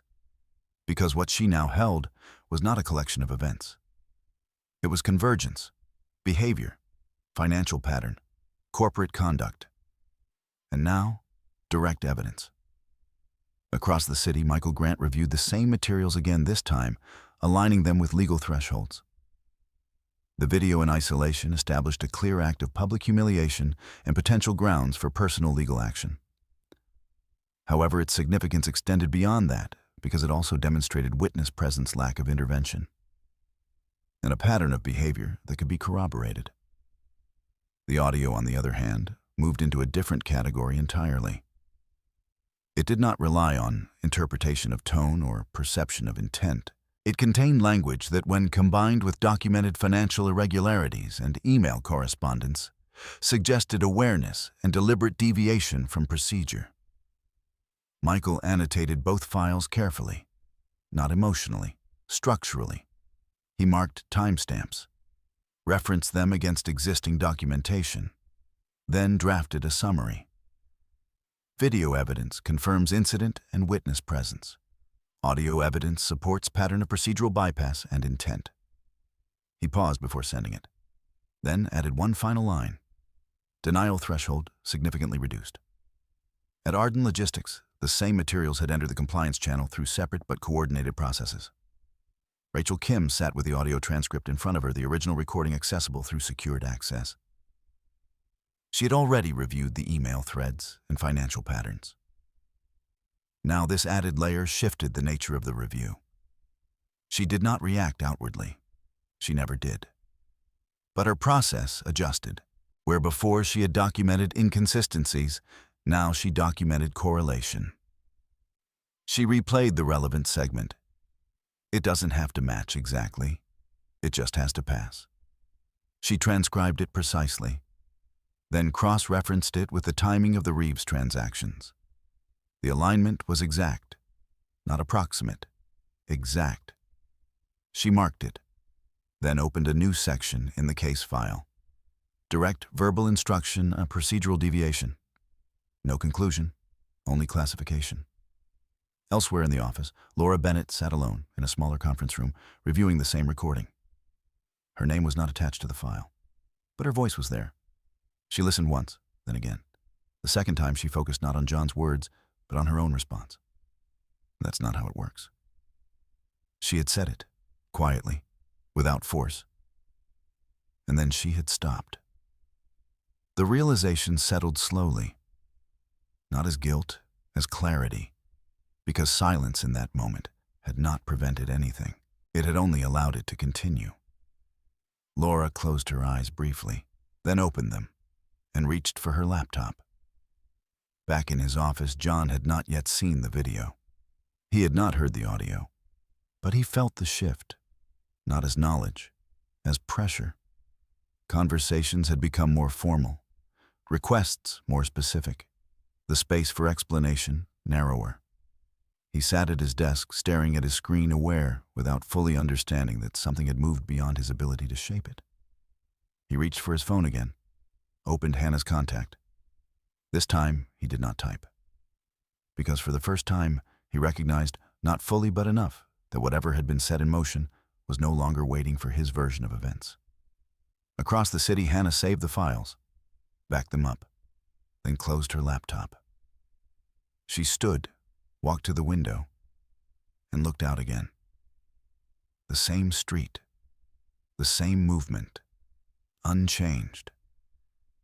But beneath that stillness, the structure had solidified.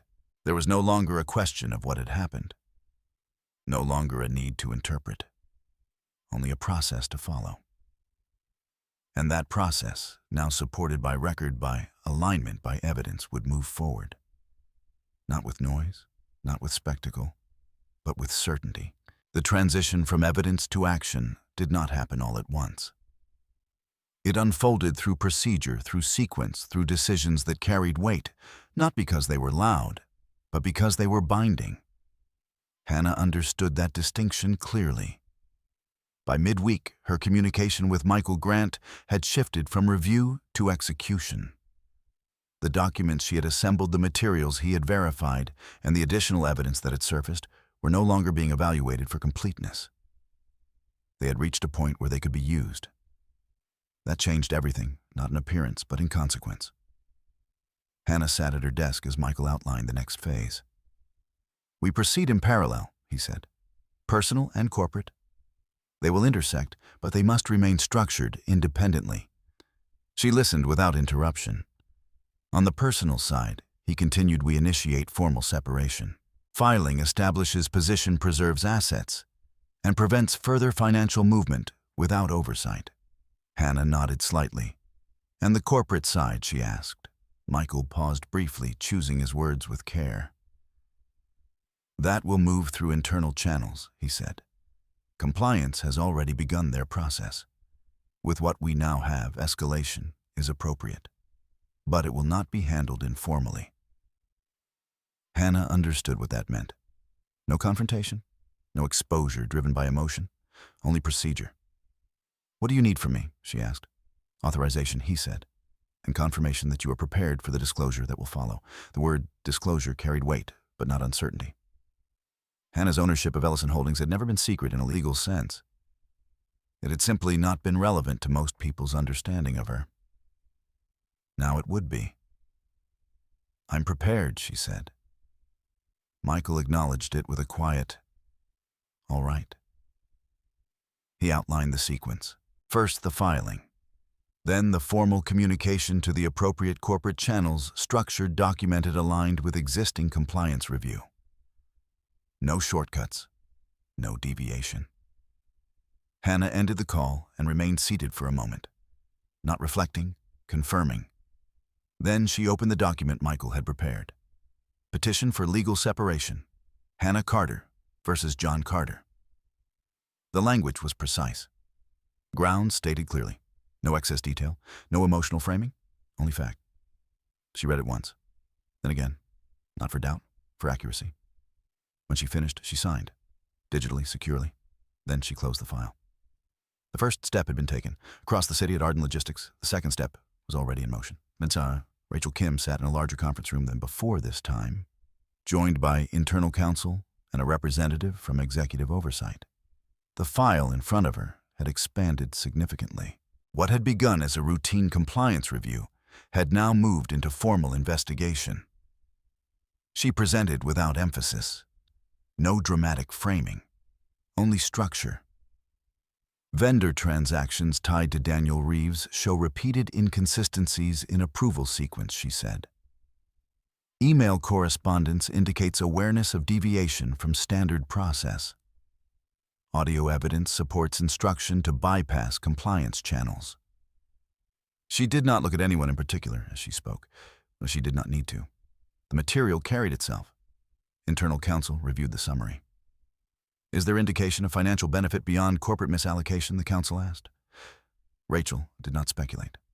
"Pattern suggests possible linkage," she said. "Further analysis required." The representative from executive oversight, silent until now, spoke. "Proceed with full documentation," he said. "Maintain process, no premature conclusions."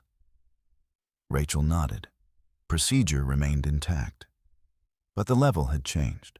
Outside that room, the company continued to function. Meetings were held, emails sent, operations maintained. But within the structure, a different process was unfolding. One that did not depend on visibility, only on progression. John felt it. Not as knowledge, as absence. By Thursday morning, access to certain files had been restricted. Not removed completely, but limited. Requests for information required formal submission. Responses were slower, language more controlled. He sat at his desk, staring at a message from IT. Access updated in accordance with compliance protocol. No explanation, no accusation, just adjustment. He leaned back in his chair. For the first time, the possibility that this was no longer routine settled in fully. He opened his email, scrolled, found the thread again, read it, then opened another, then another, looking for something, an angle, a gap, a way to reframe. But the structure had changed. The narrative no longer belonged to him. He reached for his phone, opened Hannah's contact. This time he typed, "We need to talk. This has gone too far." He stared at the message, then sent it. Across the city, Hannah's phone lit up briefly. She saw the message, read it, then placed the phone back on the desk. She did not respond. Not immediately, not emotionally. Because the conversation John wanted was no longer the one that mattered. Later that afternoon, she received confirmation from Michael. Filing accepted. Next steps proceeding. She read it, then opened a new document. Corporate authorization, Ellison Holdings. The language was formal, clear. It authorized full cooperation with compliance investigation. It confirmed her position. Not publicly, not broadly, but within the structure that mattered. She signed it, then sent it through the appropriate channel. Within hours, The document reached Thomas Ellison. He reviewed it without visible reaction, then made a single notation: ownership confirmed. That was all. No announcement, no meeting, no shift in tone. But within the system, everything adjusted. Because ownership was not a title, it was authority. And authority, once activated within procedure, carried consequence. At Arden, Rachel received notification of the authorization. She acknowledged it, then continued her work. Nothing about her process changed. It did not need to. The structure had simply aligned. Elsewhere in the building, Laura Bennett was called into a meeting. Not accusatory, not confrontational, clarifying. She answered questions, carefully, accurately. And for the first time, she did not hesitate to state what she remembered. Because now accuracy was no longer optional. Back at his desk, John refreshed his inbox again. No response from Hannah. No clarification from anyone else. Only silence. Structured, deliberate. And for the first time, he understood not fully but enough that the situation had moved beyond personal conflict. It had entered process. And process did not respond to argument. Across the city, Hannah closed her laptop. The day had progressed exactly as expected. No surprises, no deviations. Because everything that was happening now had been prepared. Not in reaction to a single moment, but through accumulation, observation, record, alignment. She stood, turned off the light in her office, and stepped into the hallway. The house remained quiet, but the silence no longer held uncertainty. It held direction, because the next phase had already begun. And it would continue, with or without resistance. The consequences did not arrive all at once, and they did not resemble the kind of collapse John Carter had always imagined when he thought of failure. There was no single moment where everything stopped. No announcement, no visible fracture that others could point to and name. Instead, his position unraveled through a sequence of decisions made elsewhere, in rooms he did not enter, through processes he did not control. By Friday morning, his access had been reduced further. It began with systems permissions, adjusted folders, restricted certain documents no longer visible without formal request. Then it extended into communication. Meetings he would normally attend were rescheduled without him or moved to smaller groups where his presence was no longer required. No one explained this directly. No one needed to. The structure itself communicated what words did not. John sat at his desk, scrolling through his inbox, trying to map the changes into something he could still understand. The emails were still there, but their tone had shifted.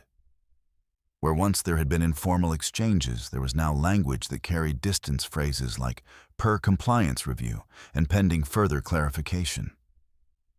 He read each message carefully, searching for a point of entry, a place where he could reassert control. There was none. At 10:15 a.m., a calendar notification appeared. Meeting HR and compliance time, 11:00 a.m. Location: conference room B. No additional detail. John stared at it for a moment, then accepted. He leaned back in his chair, exhaled slowly, and ran a hand across his jaw. This was not unexpected. It was the logical progression of everything that had been building throughout the week. Still, he adjusted his posture, straightened his jacket, and prepared himself the way he always had, through control of presentation. Because presentation had always worked. At 11:00 a.m., he entered conference room B. Inside, 3 people were seated. Rachel Kim, a representative from Human Resources, and a member of Internal Legal Counsel. No one stood when he entered. No one needed to. Rachel said, her tone neutral. He nodded. Rachel. He took a seat. The HR representative began. "This meeting is part of an ongoing review," she said. "We'll be outlining next steps based on the material collected so far." John leaned back slightly, keeping his expression composed. "Understood," he said. The legal counsel opened a folder. "The review has identified multiple areas of concern," he said. "These include irregularities in vendor-related transactions, inconsistencies in approval documentation, and communication that indicates deviation from established procedure." The language was precise, structured, unemotional. John listened without interrupting. We are not making final determinations at this stage, the counsel continued. However, given the scope of the findings, your role is being suspended pending further investigation. The word suspended landed with weight, but not shock. John had anticipated something like this. He nodded once. On what basis, he asked. Rachel responded. Based on documented patterns that require independent verification, she said. This is procedural. John held her gaze. And the evidence, he asked. Rachel did not elaborate. It is being reviewed in full, she said. The HR representative stepped in. Effective immediately, your access will be limited to personal items retrieval under supervision, she said. You will not engage in company operations until the review is complete. Silence settled briefly in the room. John considered his response. There were arguments he could make, explanations he could offer, but something in the structure of the meeting made it clear this was not a discussion. It was a step, I understand, he said finally. The meeting concluded shortly after. No raised voices, no confrontation, only procedure. As John left the room, the office outside continued as it always had. People moved between desks. Conversations carried on at a low volume. Nothing in the environment reflected what had just occurred. But for John, the shift was complete. Not publicly, but structurally. He returned to his desk for the last time under normal conditions. A representative from HR accompanied him. He gathered his belongings without comment. A notebook, a framed photo. His laptop remained. Company property. As he stood to leave, he glanced once across the office. No one met his eyes directly, not out of hostility, out of distance. The narrative had already moved beyond him. Across the city, Hannah received confirmation. Employment status suspended pending investigation. The message was brief, informational. She read it, then closed it. No visible reaction followed. Not because it held no significance, but because it aligned exactly with what had been set in motion. Later that afternoon, she met with Michael Grant in person for the first time since the process began. His office was quiet, the atmosphere consistent with everything that had defined the past week, structured, controlled, deliberate. Corporate side is progressing as expected, he said. No deviation. Hannah nodded. And the personal side, she asked. Filing is active, he said. Next phase will involve formal disclosures and asset review. He paused briefly. There will likely be pressure, he added, from family, possibly from him. Hannah considered that. Pressure requires response, she said. I don't intend to provide one outside process. Michael inclined his head slightly. That's consistent with everything you've done so far, he said. The meeting concluded without complication. No surprises, no adjustments. Because everything was proceeding within the structure that had been established. Elsewhere, Margaret Carter sat in her living room, holding her phone in her hand longer than necessary. She had heard, not directly, but through conversation that carried just enough detail to make it clear. John had been suspended.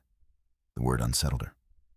Not because she doubted its accuracy, but because it forced recognition. This was no longer contained within the family. It had moved outward, into systems she could not influence. She scrolled through her contacts, paused at Hannah's name. Then after a moment, she placed the phone down again. Because for the first time, she understood this was not something she could manage through conversation. Robert, seated nearby, said nothing. But his silence carried acknowledgement. At the same time, Laura Bennett finalized a written statement. Not extensive, not defensive, accurate.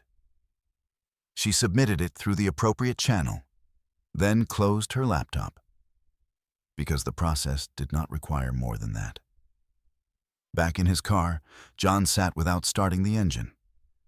The building stood in front of him, unchanged, but inaccessible, not physically, structurally. He rested his hands on the steering wheel, not gripping, just still. For the first time, there was no immediate narrative to rely on, no version of events that restored control, only the recognition, now gradual, incomplete, but present, that everything he had believed was contained. had already moved beyond him. Across the city, Hannah returned home. She placed her keys on the counter, removed her coat, and moved through the house with the same measured pace she always had. Nothing in her environment had changed, but the structure of her life had. Not through reaction, through decision. She paused briefly in the doorway of her office, then stepped inside, because there was still more to complete. And completion, like everything else, would come through process, not spectacle. By the time the final steps unfolded, there was no moment that could be isolated as the end. There was no confrontation where everything was said aloud. No gathering where truth was announced and acknowledged in a single exchange. The conclusion did not arrive as a scene. It arrived as a series of quiet confirmations. Hannah understood this before anyone else did.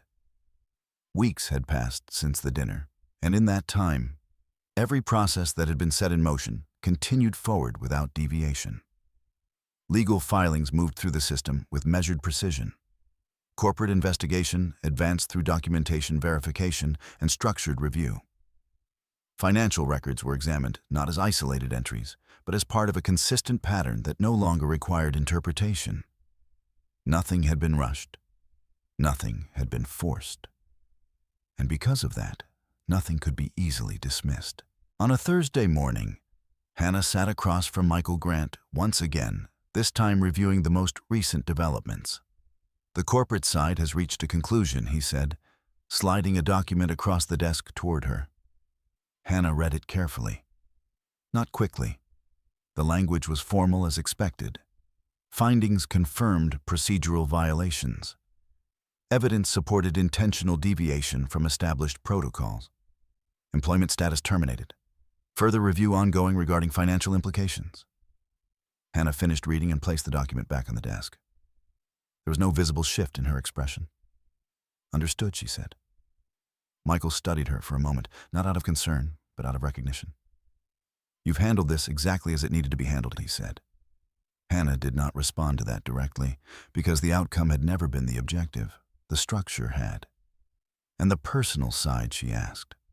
Michael opened a second file. Separation is progressing, he said.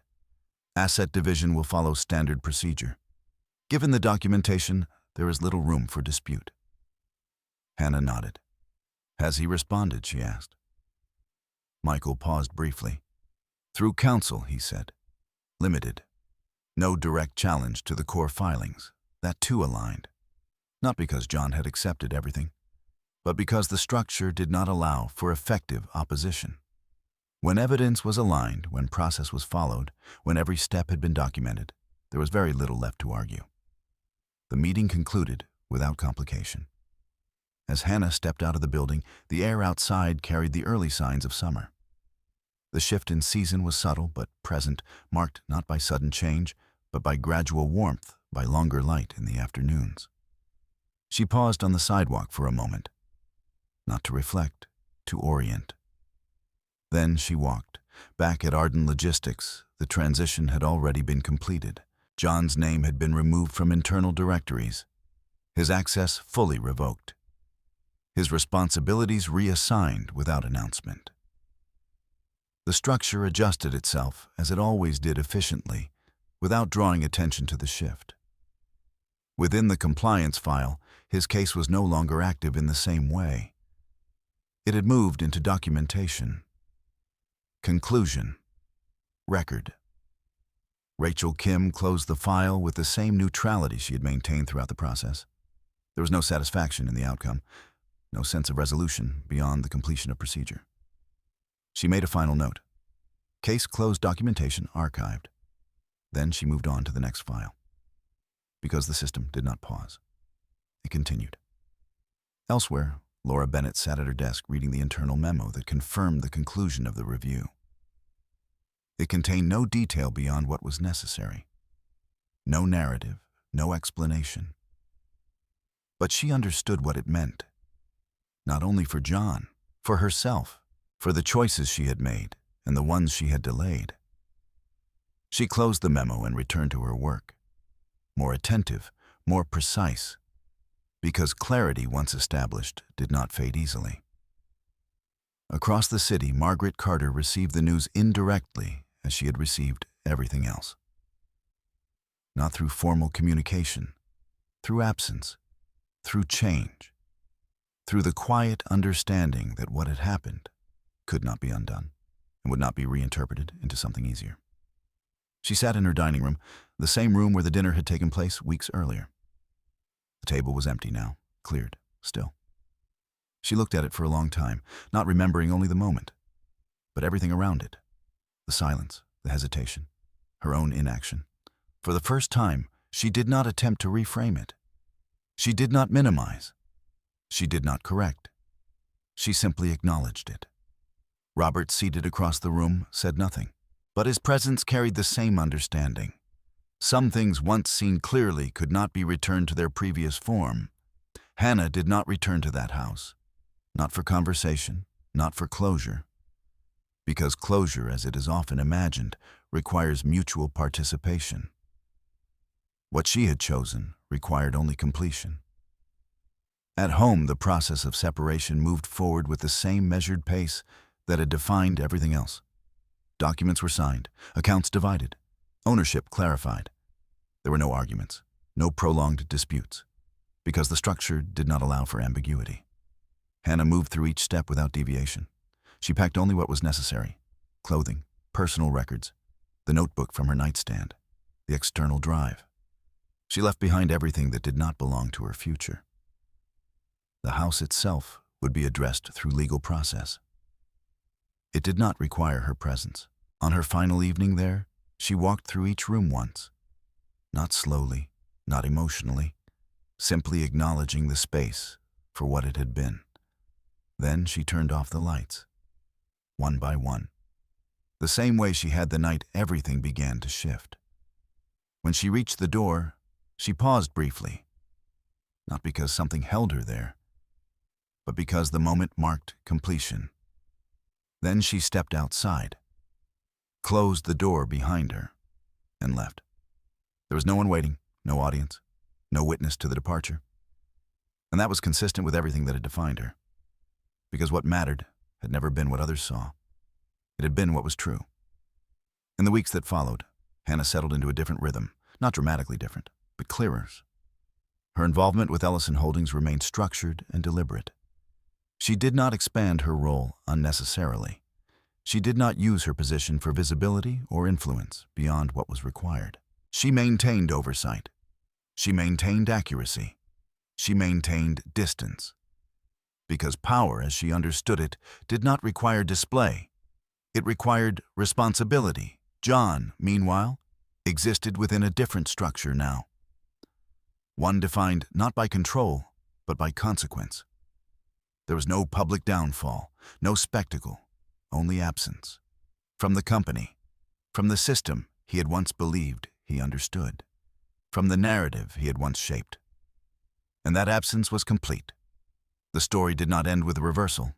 It did not end with humiliation returned.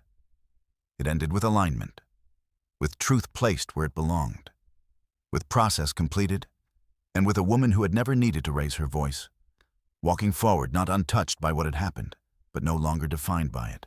There are moments in life that do not announce their importance when they happen.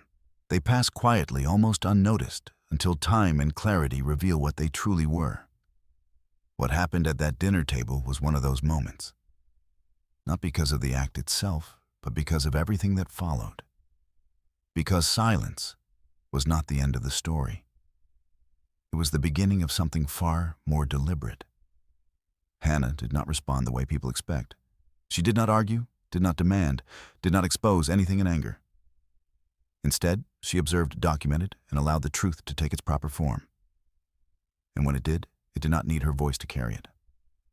There is something worth considering in that. Not every form of strength is visible in the moment. Not every response requires confrontation. Sometimes the most decisive actions are the ones that unfold quietly through clarity, through patience, and through a refusal to distort reality for the sake of comfort. If this story stayed with you even in a small way, you can let me know what you think. I read every comment, especially when you share where you're watching from and what time it is there. It's a reminder of how far these stories travel.